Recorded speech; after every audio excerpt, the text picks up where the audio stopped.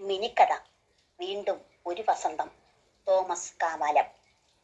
അച്ഛന്മാരുടെ നേതൃത്വത്തിലുള്ള ഒരു വൃദ്ധസദനത്തിലാണ് ആൻ്റപ്പൻ മുതലാളി താമസിച്ചിരുന്നത്.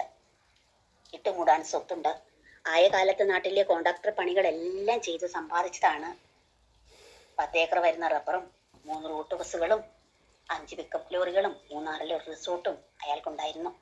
എപ്പോഴും ഗവൺമെന്റിൽ നിന്നും ചെയ്ത കോൺട്രാക്ടർ പണിയുടെ പൈസ കിട്ടാനുണ്ടെന്നാണ് അയാൾ പറയുന്നത്. വയസ്സ് 70 പക്ഷേ വയസ്സിലൊന്നും ഒരു കാര്യമില്ല, മനസ്സിലാണ് കാര്യം എന്ന് അയാൾ എപ്പോഴും പറയുമായിരുന്നു. പക്ഷേ ഏകാന്തത ജീവിതത്തിലെ ഏറ്റവും ക്രൂരമായ പീഡനം അത് അയാൾക്ക് താങ്ങാൻ സാധിച്ചിരുന്നില്ല. അതിന്റെ നീരാളിപ്പിടുത്തത്തിൽപ്പെട്ടാൽ ഒരിക്കലും ഒരുവിന് രക്ഷപ്പെടാൻ സാധിക്കില്ല എന്ന് അയാൾ വിശ്വസിച്ചിരുന്നു. അതുകൊണ്ട് മാത്രം ഈ വൃദ്ധസദനത്തിലേക്ക് പോന്നു അയാൾ. അന്ന് തരം കിട്ടിയപ്പോൾ ഡയറക്ടർ അച്ഛനോട് ആൻ്റപ്പൻ മുതലാളി പറഞ്ഞു, അച്ചോ, എനിക്ക് കുഞ്ഞനമ്മയെ കെട്ടണം, വല്ല വഴിയുണ്ടോ? ആൻ്റപ്പന്റെ മുഖവരയില്ലാത്ത വാക്ക് കേട്ട് അച്ഛൻ അന്താളിച്ചു പോയി. നീ എന്നാടാ ഈ പറയണത്? കല്യാണം എന്ന് പറയുന്നത് എന്നാ അസൂയിക്കാനുള്ള ഏർപ്പാടാണോ? എടാ, ഇത് ദൈവത്തിന്റെ സൃഷ്ടികർമ്മത്തിൽ ഭാഗമാകാനുള്ള ഒരു മാർഗമാണ്.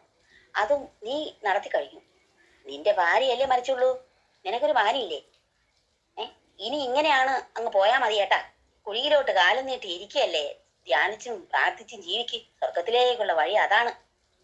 അച്ഛന്റെ പള്ളിപ്രസംഗം കേട്ടപ്പോൾ ആൻ്റപ്പന് കലി വന്നു മനസ്സിൽ. പക്ഷെ അത് പുറത്ത് കാണിച്ചില്ല. ആൻ്റപ്പന്റെ മുഖഭാവം കണ്ട അച്ഛന് അത് മനസ്സിലായി. സംശയ നിവാരണത്തിന് അച്ഛൻ ചോദിച്ചു, നീ കുഞ്ഞന്നമ്മയോട് ചോദിച്ച? അവൾക്ക് ഇഷ്ടമാണ് നിന്നെ? നീ നിന്റെ മകൻ സണ്ണിയോട് ചോദിച്ചോ? അവൻ എന്തു പറഞ്ഞു? കുഞ്ഞന്നമ്മയ്ക്ക് സമ്മതമാ, വേറെ ആർക്കും സമ്മതമില്ല, ആൻ്റപ്പൻ തുറന്നടിച്ചു പറഞ്ഞു.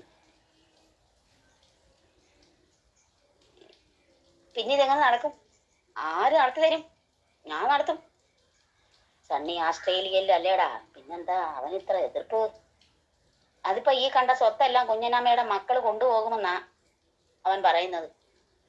അവൾക്ക് എത്രയാടാ മക്കള്? 10. നിനക്ക് 1 അത് പറഞ്ഞിട്ട് അച്ഛനൊന്ന് ഊറി ചിരിച്ചു.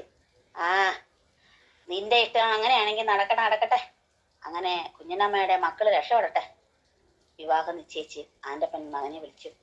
പക്ഷേ അവൻ കല്യാണത്തിന് വരില്ലെന്നും അവന് നാണക്കേടാണെന്നും അവൻ അപ്പനെ അറിയിച്ചു. ഓസ്ട്രേലിയയിൽ സണ്ണിയുടെ ഭാര്യ വീട്ടിൽ ബഹളം വച്ചു. ഈ വയസ്സുകാലത്ത് അപ്പന് കാമപ്രാന്ത്. ഇക്കണ്ട സ്വത്തല്ല നാട്ടുകാർ കൊണ്ടുപോകും. അപ്പന്റെ ഏകാന്തതയോ ജീവിതമോ ഒന്നും അവൾക്കൊരു പ്രശ്നമായിരുന്നില്ല. അവൾ സണ്ണിയെ കെട്ടിയത് തന്നെ സ്വത്ത് മോഹിച്ചായിരുന്നു. ഒരു ദിവസം അവൾ അവളുടെ വീട്ടിലേക്ക് വിളിച്ച് അവളുടെ അപ്പനെ കൊണ്ട് ആൻ്റപ്പനെ പിന്തിരിപ്പിക്കാൻ ഒന്ന് ശ്രമിച്ചു. അത് നടന്നില്ല. കല്യാണത്തിന് 2 ആഴ്ച മുമ്പ് ആൻ്റപ്പൻ സ്വന്തം വീട്ടിലേക്ക് താമസം മാറ്റി. എല്ലാവരും കല്യാണത്തെ എതിർത്തെങ്കിലും ആൻ്റപ്പൻ സ്വന്തം വീട്ടിൽ വെച്ച് കല്യാണം നടത്തി. പരിപാടി ഇവന്റ് മാനേജ്മെന്റുകാരെ ഏൽപ്പിച്ചു. വൃദ്ധസദനത്തിൽ ഉള്ളവർക്കും അടുത്തുള്ള ഓർഫനേജിലെ കുട്ടികൾക്കും അയാൾ ഗംഭീര സദ്യ ഒരുക്കി. എതിർപ്പുകൾ ഉയർത്തിയ ബന്ധുക്കളെ ആരെയും ക്ഷണിച്ചില്ല.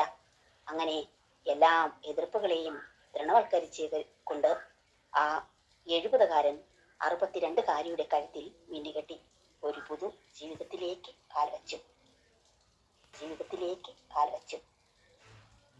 അവതരണം ഷീല കടയ്ക്കൽ.